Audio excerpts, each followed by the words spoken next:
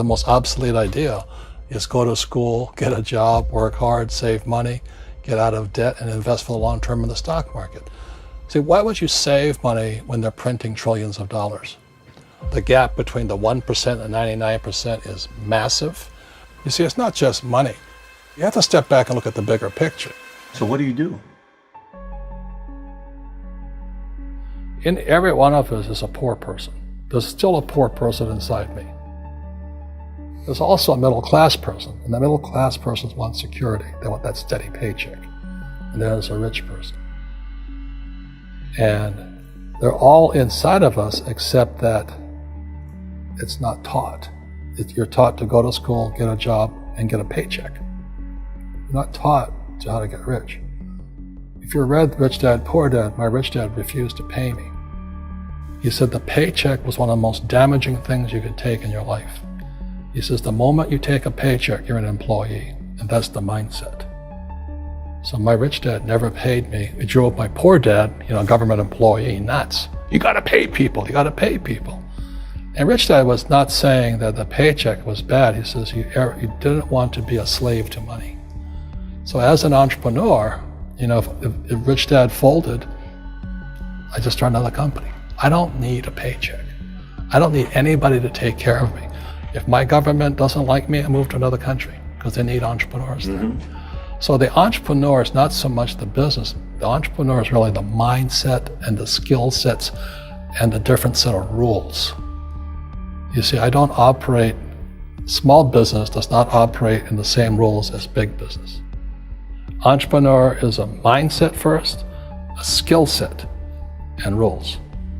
And depending upon whether you're an employee or a small business, the rules are different. The mindsets are different, the skill sets are different.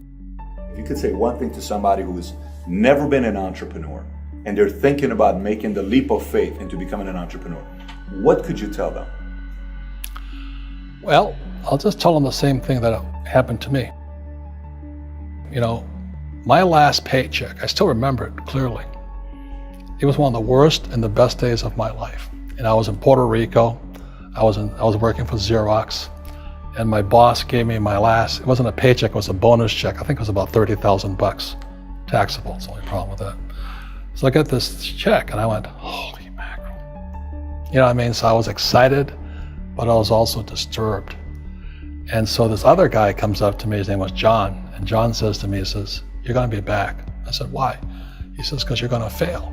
I looked at him and said, look, few expletive words, because that's what he did. He left Xerox, failed, and he came back.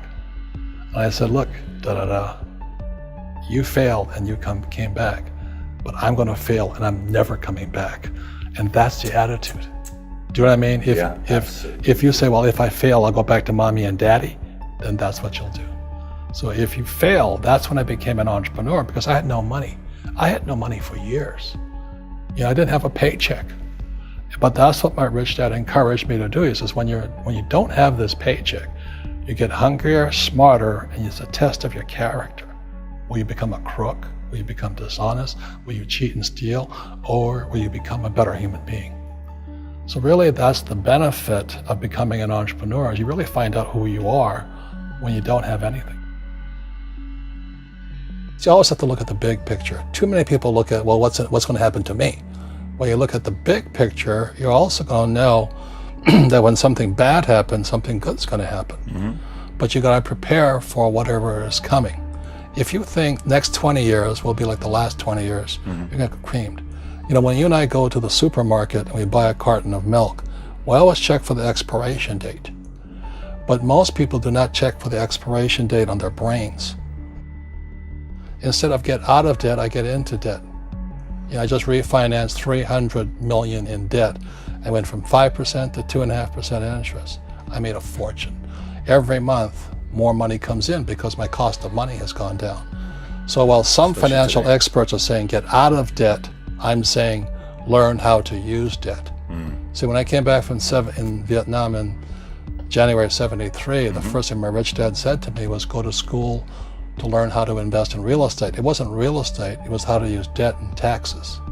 Debt and taxes make the rich richer. Debt and taxes make the poor, the middle class, poor.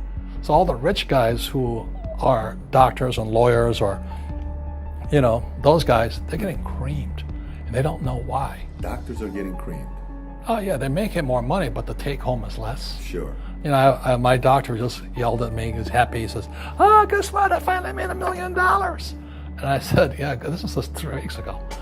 And so I said, "Yeah, well, how much you pay in tax?" He says, $750,000 in taxes. So his net was about $400,000. That's not bad.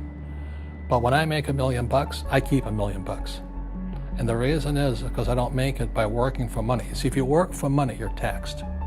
So that's why lesson number 1 in Rich Dad, Poor Dad is the rich don't work for money.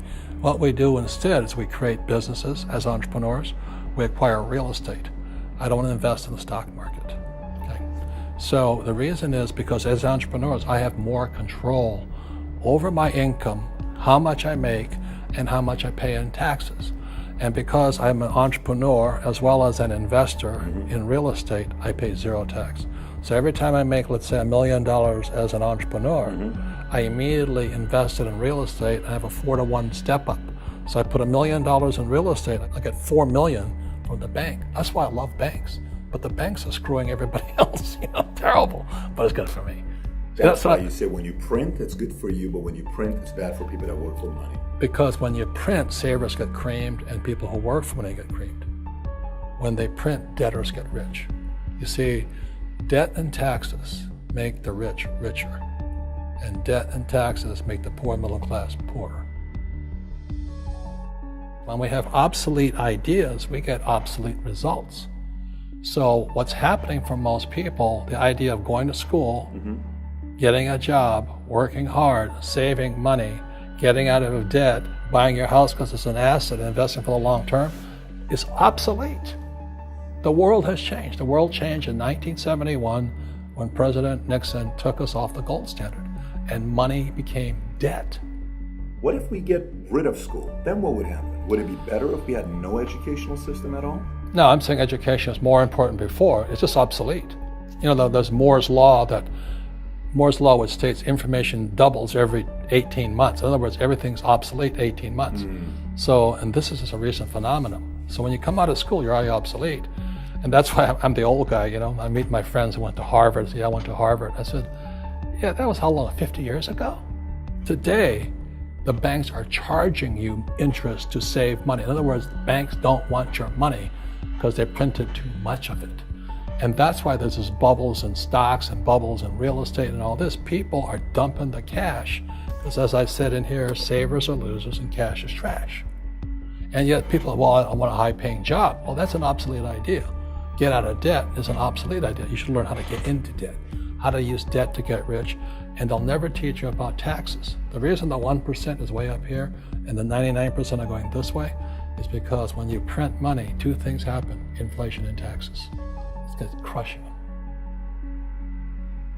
And any entrepreneur thinks, I'm just going to make money, I'm going to start a business and make a lot of money because of what we talk about. They really have got to smell the roses, man. That's not what the real entrepreneurs are doing. Most entrepreneurs, there's 28 million small business owners in America. 24 million are what are one-person entrepreneurs. They're called non-employee entrepreneurs. So and that's what happens is when people don't really understand what an entrepreneur does. So most big people are self-employed, but they're not really entrepreneurs.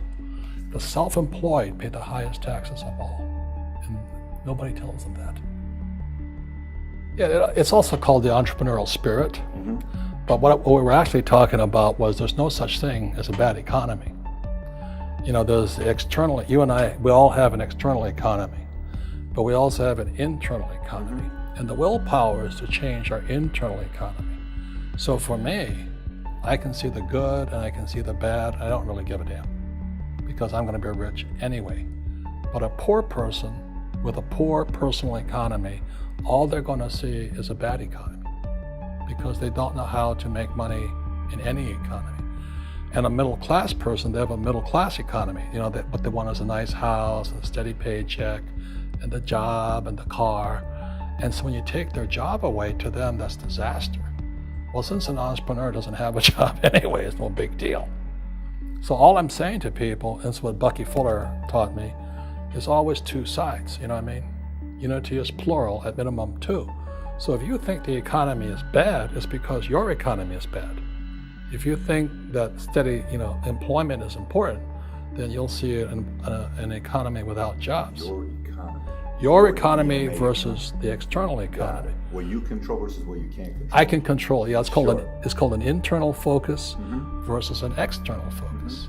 So the real entrepreneur has an internal focus.